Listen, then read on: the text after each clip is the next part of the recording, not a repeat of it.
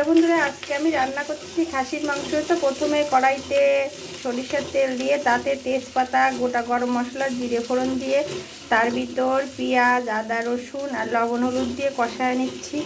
মশলাটা অল্প একটু জল দিয়ে দেব।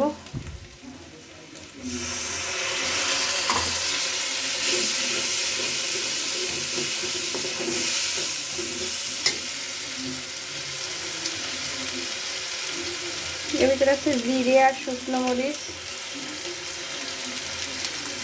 এখন এই সব মশলাগুলো ভালো করে কষায় নিচ্ছি। এই যে মশলাটা আমার কষানো হয়ে গেছে, এখন দিয়ে দেবো মাংস।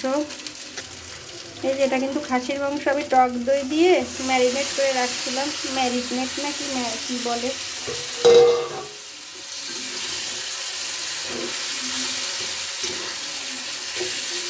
এখন ঢাকা দিয়ে মাংসটাকে কষায় নেব।